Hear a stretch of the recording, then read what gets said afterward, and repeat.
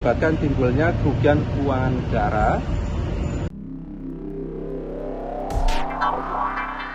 Dan Yelta, tersangka kasus cukai rokok BP Bintan, diperiksa KPK. Penyidik KPK menetapkan ex-kepala Badan Pengusahaan Kawasan Tanjung Pinang, dan Yelta sebagai tersangka kasus dugaan korupsi.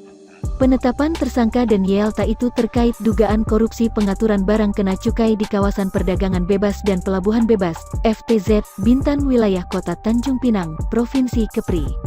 Penyidik KPK mendalami kasus dugaan korupsi pengaturan barang kena cukai itu mulai tahun 2016 hingga 2019. Juru bicara KPK, Ali Fikri, mengungkap penetapan tersangka ex-kepala BP kawasan di Tanjung Pinang ini merupakan hasil penyidikan tim lembaga anti rasuah itu. Sebelum penetapan tersangka, tim penyidik KPK menggeledah kantor BP kawasan yang berlokasi di Pulau Bintan.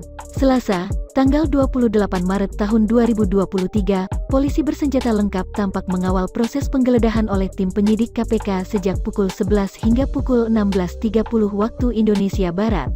Koper berukuran besar tersebut juga langsung dimasukkan ke dalam kendaraan mobil pada bagian belakang. Kepala BP Bintan kawasan Tanjung Pinang, Moh Iksan Famsuri, mengungkap sedikitnya ada 3 ruangan yang digeledah tim penyidik KPK di kantor BP Bintan kawasan Tanjung Pinang. Semua ruangan yang digeledah tim penyidik KPK itu merupakan tempat menyimpan arsip. Ia membeberkan jika arsip yang disita oleh tim penyidik KPK ialah kuota rokok tahun 2016 sampai 2019. Juga ingin mengumumkan kegiatan penyidikan baru, gitu ya.